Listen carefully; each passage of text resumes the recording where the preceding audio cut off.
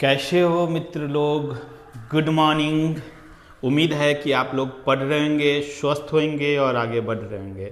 मित्रों, अभी तक के क्लास में आपने वैदिक से संबंधित चीज़ों को देखा। अब हम लोग वैदिक सभ्यता में देखेंगे कि कैसे वैदिक सभ्यता का प्रमाण मिलता है। तो चूंकि प्रमाण में हम लोग देखते हैं कि कुछ पुरातात्विक स्रोत हैं और कुछ साहित्यिक स्रोत हैं। पुरातात्विक स्रोत में मुझे दो चीज़ें पता है, वो है गौरिक मृदभांड, जिसे ओसीपी कहा जाता है, एग्जाम के लिए इम्पॉर्टेंट है। गौरिक मृदभांड की बात करते हैं और फिर हम लोग पीजीडब्ल्यू यानी चित्रित मृदभांड की बात करते हैं। फिर हम लोग देखेंगे आज के क्लास में कि साहित्यिक स्रोत क्या है। तो चूंकि वैदिक जो काल है, नाम से ही पता चलता है कि वेद का समय है। इस समय वेद का निर्माण हुआ था और हम लोग आज उसी वेद के निर्माण पे बात करेंगे, उससे संबंधित कुछ तथ्यात्मक तथ्य जो परीक्षा के लिए उपयोगी होगा। मित्रों, वेद तो बहुत बड़ी है, संपूर्ण विश्व वेद में समाहित है, लेकिन हम लोगों को वेद से संबंधित मुख्य वो चीज़ पढ़ना है जो इतिहास से संबंधित हो और वो परीक्षा में आ सके। तो मित्रों चलिए आज हम लोग बात करते हैं मुख्य रूप से स्रोत का, कि कैसे वैदिक समय का स्रोत हम लोग को प्राप्त है। तो सबसे पहले हम लोग देखेंगे स्रोत का डिवीजन, कि स्रोत दो प्रकार से हम लोग को वैदिक समय का प्राप्त होता है। एक है पुरातात्विक स्रोत और दूसरा है साहित्यिक स्रोत। मित्रों, पुरातात्विक स्रोत में हम लोगों के पास दो तरह का स्रोत है, दो डिवीज़न बना रखे हैं, गौरिक मृदभांड और चित्रित मृदभांड। ठीक है मित्रों, गौरिक मृदभांड मतलब पूर्व वैदिक काल की बात जब करते हैं, पूर्व वैदिक काल की जब बात करते हैं, पूर्व वैदिक काल मतलब आप समझ रहे होंगे वह समय जो ऋग्वेद बना था, इसलिए ऋग्वैदिक काल के नाम से भी इसे जाना जाता है। ऋग्वैदिक काल के नाम से भी इसे जाना जाता है। लेकिन जब चित्रित मृदभांड की बात करते हैं पीजीडब्ल्यू, तो आपको समझ जाना चाहिए कि इसके बाद का जो समय है उत्तर वैदिक काल का है, उत्तर वैदिक काल का है। यानी आपको परीक्षा के लिए यह तथ्य याद रखना है कि पूर्व वैदिक काल के लिए गौरिक का प्रयोग किया जा रहा है मृदभांड में, जबकि उत्तर वैदिक काल के लिए चित्रित का प्रयोग किया जा रहा है, क्योंकि उस समय तक कुछ व्यवस्था सुदृढ़ हो गई थी और कुछ कलात्मक स्थिति अच्छी हो गई थी, लोग प्रगति कर रहे थे। और इसका अगर शॉर्टकट नाम रखें, एग्जाम में आ चुका है मित्रों, OCP, और इसका शॉर्टकट PGW। तो इस तरह से हम लोग पुरातात्विक स्रोत को देख रहे हैं। लेकिन आज हम लोग पढ़ेंगे साहित्यिक स्रोत। साहित्यिक स्रोत मतलब वेद की बात करेंगे और वेद से संबंधित कुछ तथ्यात्मक बात। तो हम लोग सबसे पहले देखेंगे साहित्यिक स्रोत में। तो हम लोगों के पास 4 प्रकार के वेद हैं, यानी वेदों की संख्या 4 है, और सबसे पुराना वेद ऋग्वेद है और सबसे बाद का वेद अथर्ववेद है। तो सबसे पहले ऋग्वेद, उसके बाद हम लोग देखेंगे सामवेद कौन सा वेद, उसके बाद हम लोग देखेंगे सामवेद, उसके बाद हम लोग देखेंगे यजुर्वेद, उसके बाद हम लोग देखेंगे अथर्ववेद। ठीक है मित्रों, तो ऋग्वेद से संबंधित कुछ तथ्य जो एग्जाम में बार बार आता है उस पर हम लोग ध्यान केंद्रित करते हैं। तो मित्रों देख रहे हैं हम लोग यहाँ ऋग्वेद।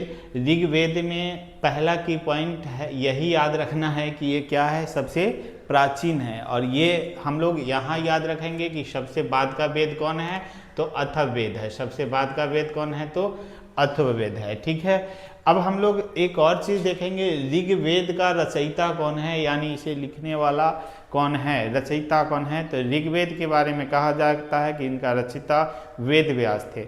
लेकिन एक चीज़ जान जाइए मित्रों, वेद व्यास किसी व्यक्ति का नाम नहीं था। वेद व्यास किसी उस समय माना जाता है कि कोई पोस्ट था, उसका नाम था, यानी एक पोस्ट की तरह एक जगह होता था, उस जगह पे व्यक्ति कोई भी हो उसे वेद व्यास कहा जाता था। तो हम लोग देखते हैं वेद व्यास, लेकिन उस व्यक्ति का नाम अगर कहीं पूछा जाता है तो कृष्ण द्वैपायन। याद रखिएगा, ऋग्वेद के रचयिता वेद व्यास अर्थात कृष्ण द्वैपायन थे। ठीक है, ऋग्वेद में मंडल की संख्या कितनी है, तो सबसे इम्पॉर्टेंट लाइन है कि मंडल की संख्या 10 है। इसमें हम लोग देखेंगे कि कैसे 10वां और प्रथम मंडल सबसे नया है, 9वां मंडल क्या है, 7वां मंडल क्या है और तीसरा मंडल क्या है, क्योंकि यहाँ से एग्ज़ाम में लगातार क्वेश्चन आते रहता है। तो 10 मंडल है ऋग्वेद में, मंडल की संख्या कितनी है, 10 है। और हम लोग बात करेंगे सूक्त कि सूक्त की संख्या कितना है, तो 1028 है। 10 मंडल और 1028 सूक्त। सूक्त का अर्थ क्या है, मंत्र। अर्थ क्या है, मंत्र। मंत्रों की संख्या कितनी है, 1028 है। अब हम लोग आगे बात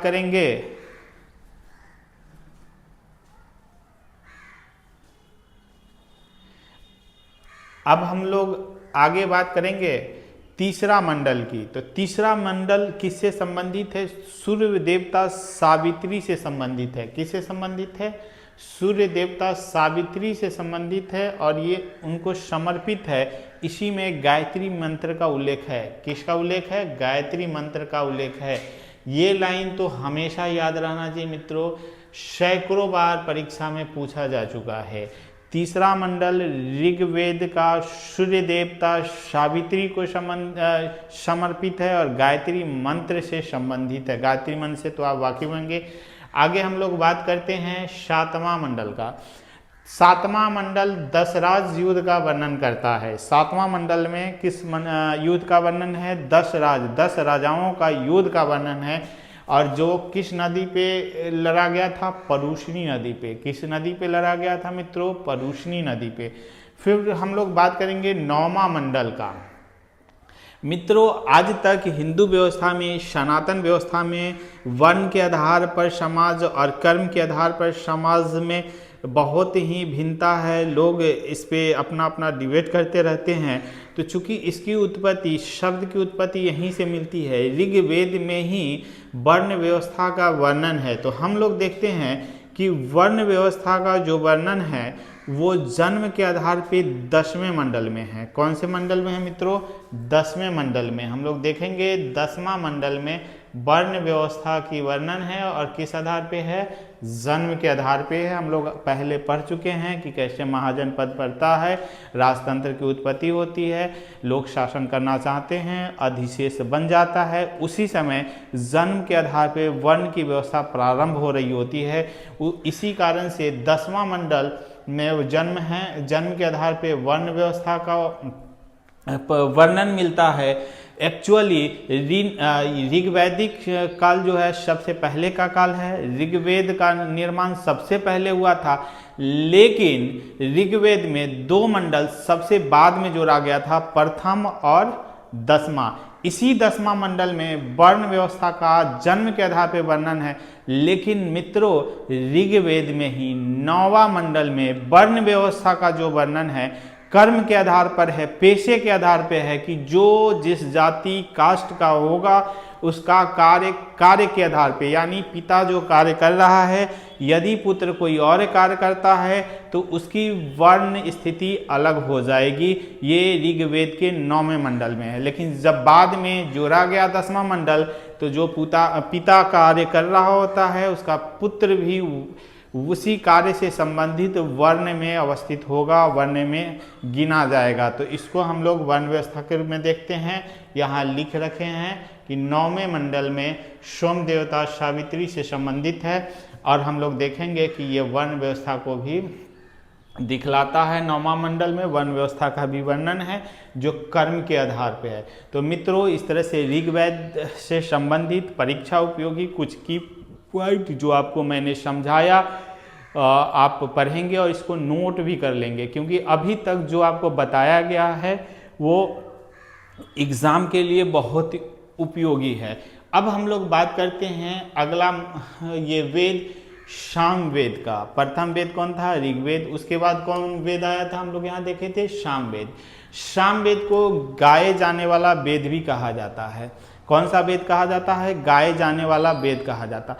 और इस वेद में लगभग 95% वही कॉन्सेप्ट है जो ऋग्वेद में है, वही चीज़ें हैं जो ऋग्वेद में है, लेकिन ये यहाँ पे किस रूप में है, तो ये यहाँ गाने के रूप में है। मतलब ये है कि यहाँ पद के रूप में है। ठीक है, तो यहाँ पे हम देखते हैं कि ऋग्वेद के ही सूक्त को गाने के रूप में जब स्वरूप दिया जाता है तो सामवेद कहा जाता है, और लगभग 1875 सूक्त की संख्या इसमें मानी गई है। किसमें? सामवेद में। और सामवेद को संगीतों का वेद, गाने का वेद कहा जाता है। और याद रखिएगा एक चीज, सामवेद ही वो वेद है जिसमें सबसे पहले सबसे पहले 7 स्वरों का प्रयोग किया गया था।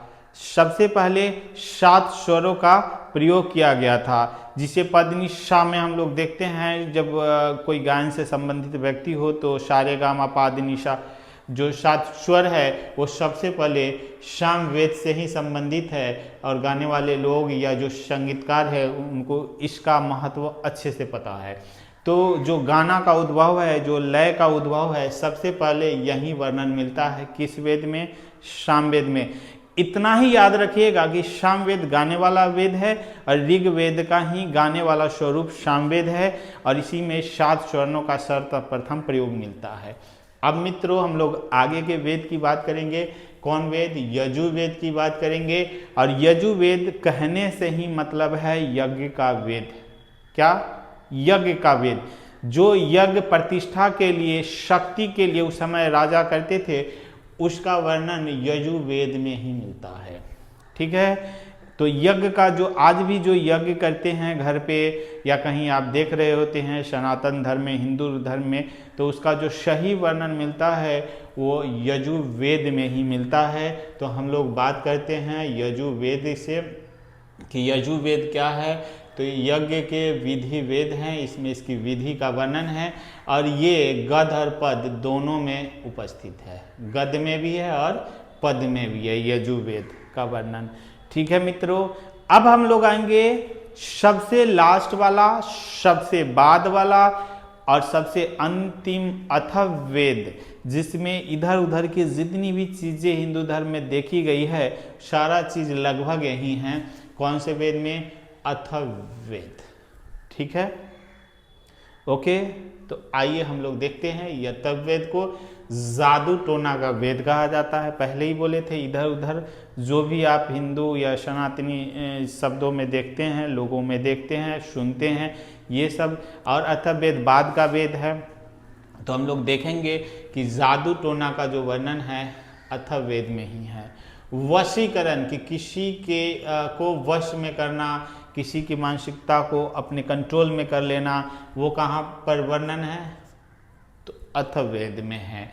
फिर हम एक बहुत इंपॉर्टेंट लाइन आपको याद रखना चाहिए कि बिहार का वर्णन किस वेद में मिला है? तो मित्रों वो अथर्ववेद में ही है। बिहार शब्द का वर्णन, जो आज का बिहार है, उसका वर्णन सबसे पहले कहाँ मिलता है? तो उसका वर्णन सबसे पहले अथर्ववेद में मिलता है। और एक और लाइन, अथर्ववेद को ही ब्राह्मणों का वेद कहा गया है। क्या कहा गया है?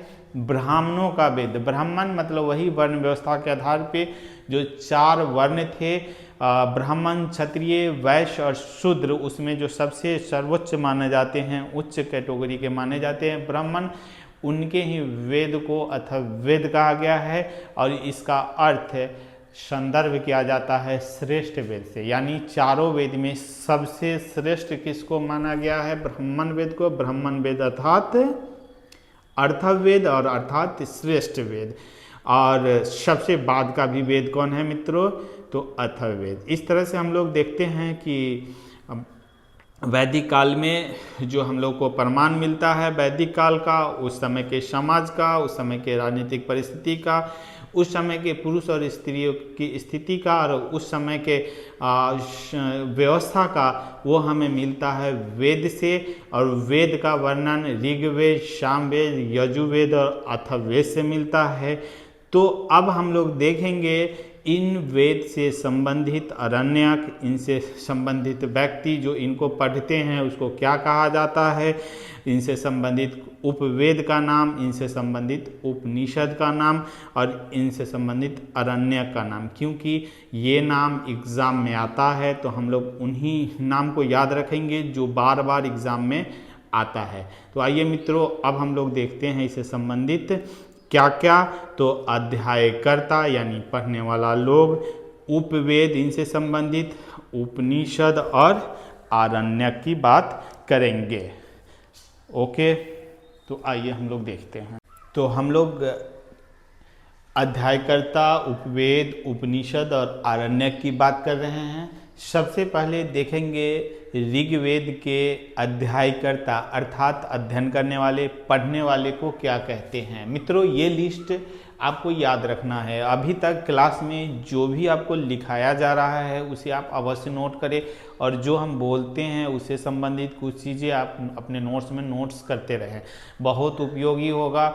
चीज़ें बहुत स्पष्ट है, एग्ज़ाम में यही आता है, इसके अलावा कुछ नहीं आता है। आप गारंटी के साथ वही पढ़ के जाइए, सारे एग्ज़ाम में इतिहास से संबंधित सारा प्रश्न आप करके आ जाएंगे। मित्रों, आते हैं सबसे पहले ऋग्वेद के पढ़ने वाले को क्या कहा जाता है, होत्री कहा जाता है। क्या कहा जाता है, तो हम लोग देखेंगे होत्री कहा जाता है। फिर हम लोग देखेंगे साम वेद को पढ़ने वाला यानी गाया जाने वाला वेद जो है वो साम वेद है। तो साम वेद के पढ़ने वाले अध्यायकर्ता को क्या कहते हैं, उद्गाता। गाता लगा ही हुआ है इसमें, तो याद रहेगा आपको। उसके बाद यजुर्वेद के पढ़ने वाले यानी यज्ञ का वेद, हम लोग पहले देख चुके हैं। यज्ञ का वेद कौन है, यजुर्वेद, और इसके पढ़ने वाले को क्या कहते हैं, अध्वर्यु। क्या कहते हैं, अध्वर्यु। अब हम लोग बात करेंगे सबसे बाद वाला अर्थवेद, जिसको श्रेष्ठ या ब्राह्मण का वेद कहे थे।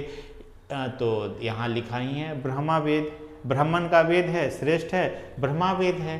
तो आपको ये तो याद ही रहेगा कि ऋग्वेद को होत्री कहते हैं, गाने वाले को गाता वाला रहेगा, और अर्थवेद ब्रह्मा वाला रहेगा, और अध्वर्यु जो यज्ञ करता है। ठीक है मित्रों, अब हम लोग बात करेंगे वेद से संबंधित उपवेद का। जो परीक्षा में आता है वही लिखा जा रहा है। तो उपवेद में कौन है, ऋग्वेद का उपवेद आयुर्वेद। ऋग्वेद के उपवेद का नाम क्या है, आयुर्वेद है। क्वेश्चन रहेगा कि आयुर्वेद निम्नलिखित में किस वेद का उपवेद है, आप लिख दीजिएगा ऋग्वेद। ऑप्शन देखिएगा, क्वेश्चन ऐसे रहेगा, ऋग्वेद का निम्नलिखित में कौन है जो उपवेद है, आयुर्वेद, बस यही रहेगा। आप आगे देखिए, सामवेद के उपवेद का नाम है गंधर्व वेद। उसके बाद देखेंगे यजुर्वेद के उपवेद का नाम है धनुवेद, और उसके बाद देखेंगे अर्थवेद के उपवेद का नाम है गिल्वदेव। क्लियर, आपको याद रखना है। कुछ बार आप इस नोट्स को देखेंगे जो आप बना रहे हैं, और इस वीडियो को 2-3 बार आप सुनेंगे, अवश्य याद हो जाएगा। धीरे धीरे एग्जाम में जाके आप सही कर पाएंगे। अब आगे बात करते हैं ऋग्वेद से संबंधित उपनिषद का। ठीक है मित्र, तो उपनिषद ऋग्वेद में उपनिषद कौन है, कौशितकी और ऐत्रेय। क्लियर, कौशितकी और ऐत्रेय। अब हम लोग देखेंगे सामवेद में उपनिषद केन छांदोग्य। केन छांदोग्य कई बार आप पढ़ेंगे, बार बार तो याद हो जाएगा। फिर यजुर्वेद में देखेंगे उपनिषद क्या है, तो तैत्तिरीय और मैत्रेयी। तैत्तिरीय और मैत्रेयी। उसके बाद आप देखेंगे अथर्ववेद का उपनिषद क्या है, तो मांडल्य, प्रश्न, मुंडक अथर्ववेद से संबंधित है। ये सारा क्वेश्चन आ चुका है इस लिस्ट से, जो भी लिखा हुआ है ये सारा का सारा आया हुआ है कहीं ना कहीं। अब हम लोग बात करेंगे वेद से संबंधित कौन सा, तो हम लोग वेद से संबंधित बात करेंगे आरण्यक का। आरण्यक में क्या है, तो ऋग्वेद का जो आरण्यक है उसको क्या कहते हैं हम लोग, तो हम लोग वही कहते हैं जो उपनिषद का नाम है कौशितकी और ऐत्रेय। अब अगला हम लोग बात करेंगे सामवेद से संबंधित आरण्यक का। सामवेद से संबंधित आरण्यक का, तो आरण्यक कौन है सामवेद का, जैमिनी और छांदोग्य। जैमिनी और छांदोग्य। फिर हम लोग बात करेंगे आरण्यक किसका, यजुर्वेद यानी यज्ञ वाला जो वेद है उसका, तो कौन है, तैत्तिरीय और शतपथ। शतपथ ब्राह्मण का नाम आप सुने होंगे, वही है तैत्तिरीय और शतपथ। और एक चीज याद रखना है, अथर्ववेद में आरण्यक नहीं है मित्रों।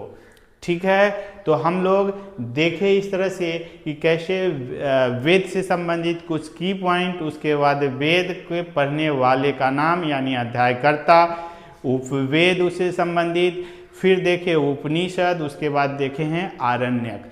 अब हम लोग मित्रों इस समय के कुछ देवी देवताओं का नाम जान ले जो एग्ज़ाम में बहुत उपयोगी है। एग्ज़ाम में इससे संबंधित कुछ देवी देवता बार बार क्वेश्चन पूछे जाते हैं कि कौन से किस चीज़ के देवी हैं या देवता हैं और इनका संबंध किस समय से है या किस चीज़ से है।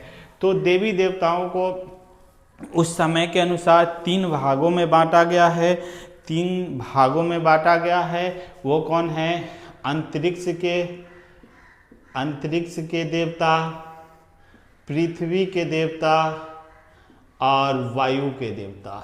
ठीक है मित्रों, हम लोग अंतरिक्ष के देवता में देखेंगे, फिर पृथ्वी के देवता में कुछ नाम देखेंगे, फिर वायु के देवता में हम लोग कुछ वायु मतलब आकाश का देवता, कहीं कहीं आकाश का देवता, आकाश के देवता में देखेंगे। तो अंतरिक्ष के देवता में हम लोग को याद रखना है इंद्र। आप नोट कर लीजिए, इंद्र का नाम सुने हैं। मारुत का नाम सुने हैं। रुद्र का नाम सुने हैं। इंद्र, मारुत, रुद्र। इंद्र, मारुत और रुद्र, और वायु भी है, वायु। ये आप याद रखिएगा। अंतरिक्ष के देवताओं का नाम वैदिक समय में जो है वो है इंद्र, मारुत, रुद्र और वायु। अब हम लोग बात करेंगे पृथ्वी के देवता का। किसका बात करेंगे? पृथ्वी के देवता का। पृथ्वी के देवता में भी हम लोग 4 नाम याद रखेंगे। अश्विन, क्या नाम रखेंगे? अश्विन। पृथ्वी तो पृथ्वी, सोम, हम लोग पहले सोम देवता सावित्री को समर्पित है ऐसा कुछ वर्ड पढ़े थे, तो हम लोग देखेंगे अश्विन, पृथ्वी, सोम और बृहस्पति। हम लोग देखेंगे कौन कौन? अश्विन, पृथ्वी, बृहस्पति,